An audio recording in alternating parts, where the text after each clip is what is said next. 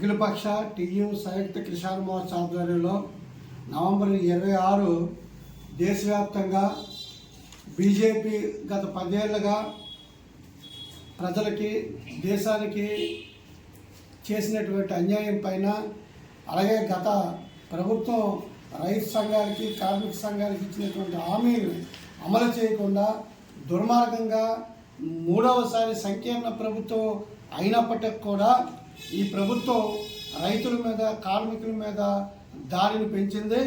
అందులో భాగంగానే నవంబర్ 26 దేశవ్యాప్తంగా ప్రదర్శనలు, సభలు, ధర్నాలు చేపట్టాలని అఖిలపక్ష టీయు రైతు కిసాన్ మోర్చా నిర్ణయించాయి. అందులో భాగంగా బొబ్బిల్లో ఎన్టీఆర్ బొమ్మ సెంటర్ నుండి ప్రదర్శన చేయాలని చెప్పేసి నిర్ణయించాం.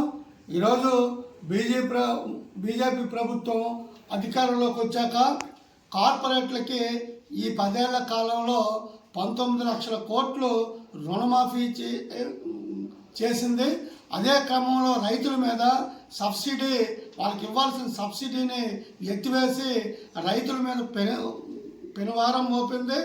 రాష్ట్రంలో తెలుగుదేశం ప్రభుత్వం, సంకీర్ణ ప్రభుత్వం ఈరోజు రైతులకు ఇస్తామని చెప్పినటువంటి రైతు భరోసా ఇస్తామన్నారు, ఇంతవరకు ప్రకటించలేదు.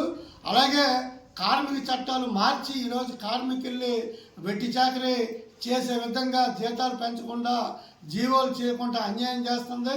అలాగే ఈరోజు స్మార్ట్ మీటర్లు, గత ప్రభుత్వం స్మార్ట్ మీటర్లు పెట్టి వ్యతిరేకించిన తెలుగుదేశం జనసేన కూటమి ఇప్పుడు వాళ్ళు కూడా అదే స్మార్ట్ మీటర్లు పెట్టడానికి సిద్ధమవుతూ ఉన్నారు. మరొక పక్క ధరలు పెరుగుతూ ఉన్నాయి, మరొక పక్క ఉపాధి హామీ, గ్రామాల్లో వలసల నివారణకు పెట్టినటువంటి ఉపాధి హామీని కూడా ఈరోజు రద్దు చేస్తూ ఉన్నారు. వీటన్నిటి మీద ఈ కార్యక్రమంలో ప్రజలు, కూలీలు, రైతులు అందరూ పెద్ద ఎత్తున పాల్గొవాలని చెప్పేసి మేము తెలియజేస్తూ ఉన్నాం.